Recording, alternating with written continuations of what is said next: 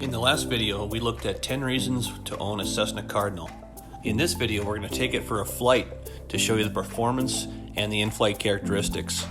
Since we made the last video, we did a panel upgrade and installed a new digital engine monitor and cleaned up some of the old gauges. If you haven't seen part 1, be sure to click on the link in the description below. If you have, here is part 2. The real test of an airplane is how theory, legend, and reality come together in the air, especially for today's demanding pilot. If you're like most of us, the Cessna 150 or 172 is a familiar reference point, as well as a common plane from which to step up to a Cardinal. So let's take a 76 RG for a flight from a 172 pilot's perspective. The book useful load of up to 1,026 pounds, although frequently reduced by radios and other toys, is enough for most situations and the highest useful load of any factory 200 horsepower four-seater. Full seats with standard people leaves you just short of a full long-range tank. With 6-hour tanks, you can usually leave fuel home and complete the mission. Ready to start? Select both on the left both right off fuel selector. Prime with the electric fuel pump.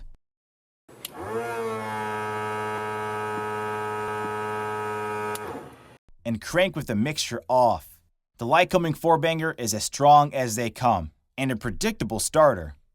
Mixture in when it fires, and perform the standard Cessna panel tidy-up. Take a moment to enjoy the throaty rumble of 200 horses. Complexity starts to show up in the pre-takeoff routine. Be sure to cycle the constant speed prop in the run-up, and check to be sure the cowl flaps are open and the gear down. A squat switch will keep the wheels under you, even with the handle selected up, but only until the nose wheel gets light. Then you may find yourself on 2 wheels before you're ready. As the book recommends, dial in 10 degrees of flaps for takeoff.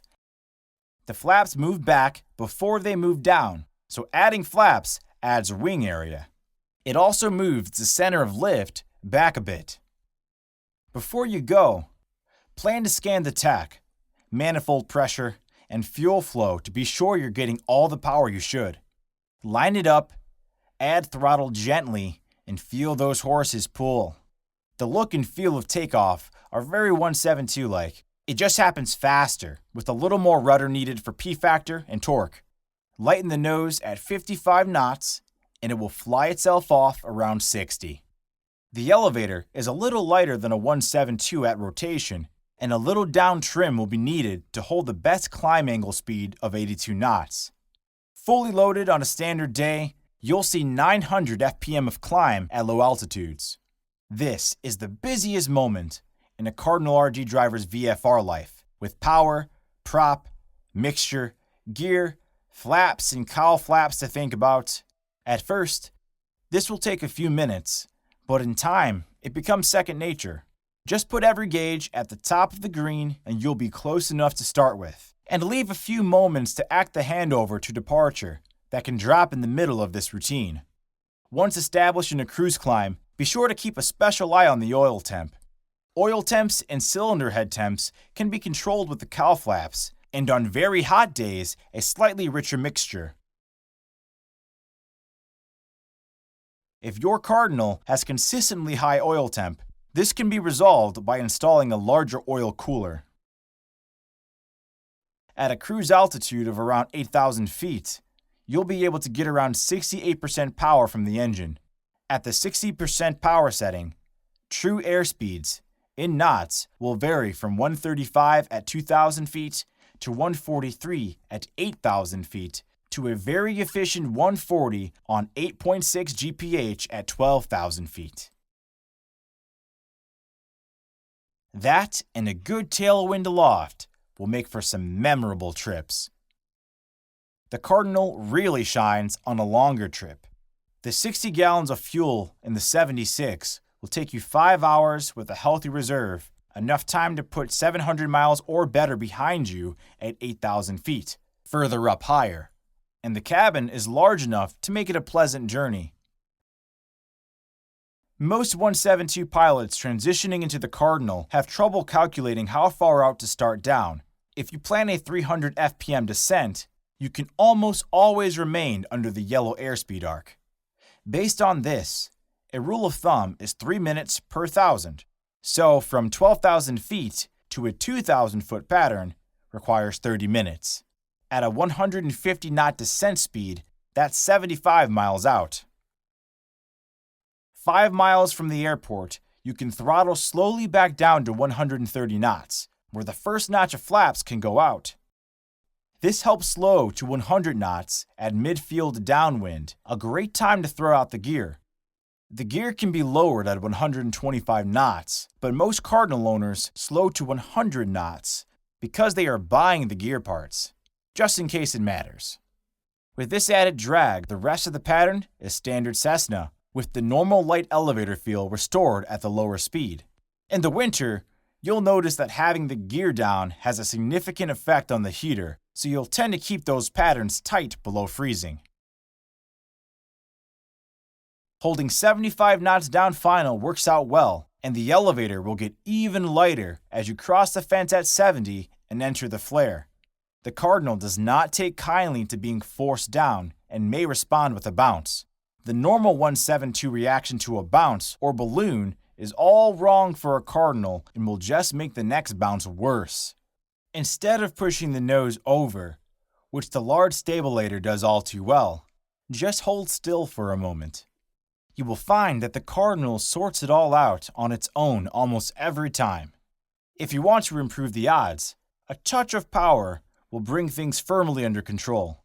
Many people learn this lesson dramatically in their early Cardinal flying days.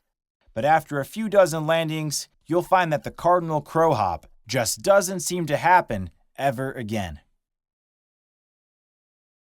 Isn't there a dark side to this machine?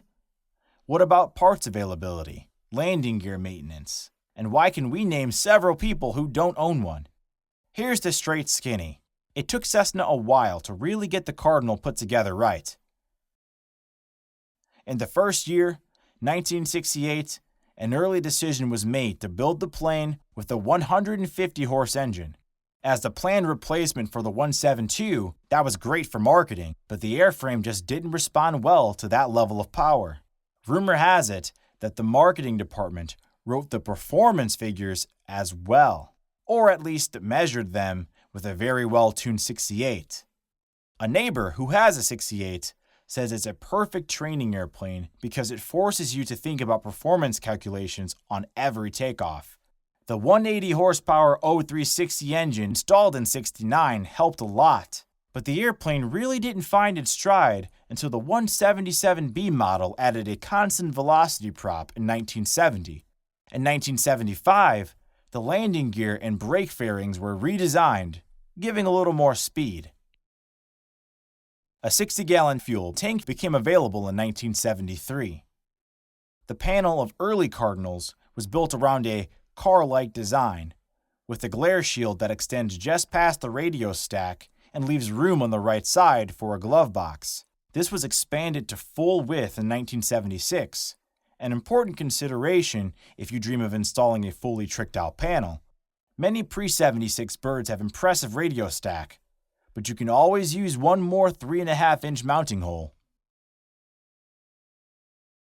Back in 1971, the folding leg version started its own evolution. With the injected version of the IO360 Lycoming, the 177RG was the fastest and most efficient aircraft in its class. The Cardinal is the only retractable Cessna with no gear ADs, but Cessna did make several changes to improve the gear between 1971 and 1976. Owners of the earliest Cardinal RGs report that a few simple preventative maintenance items make even the earliest gear system dependable and cost-effective. In 1976, the engineers settled on the simplest version of the gear system, and from then until the end of the line in 1978, the gear is very well behaved.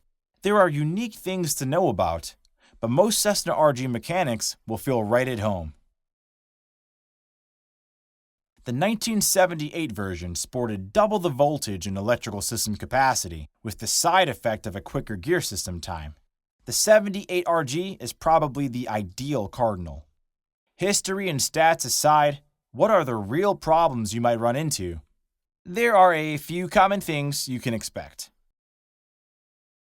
Many Cardinal owners carry a towel to mop up during or after flight through rain. This is a fixable problem, but some Cardinals still get a few drips in the rain. A few Cardinals have interesting wrinkles or patches in the lower fuselage in front of the doors. These are the result of owners who forgot about what those big doors can do with the tailwind on the ramp. The doors can be hard to seal and the hinges tend to wear over time, although they can be rebuilt. Keeping the full flying stabilator tight is simple and not terribly critical, but an area for occasional attention. And there is a special trick to know if your fixed scale nose wheel starts to shimmy or clunk.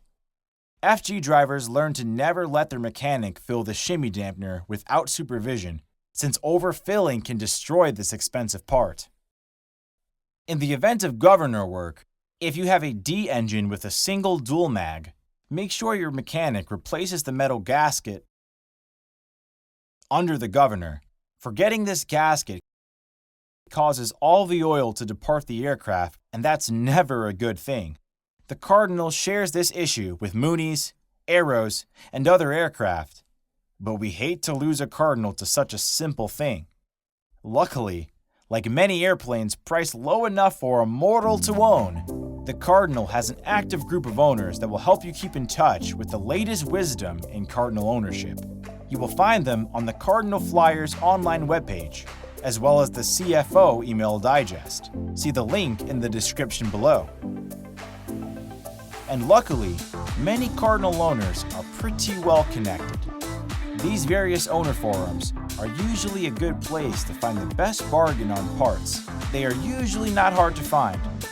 Learn how to keep your Cardinal running well, on a budget.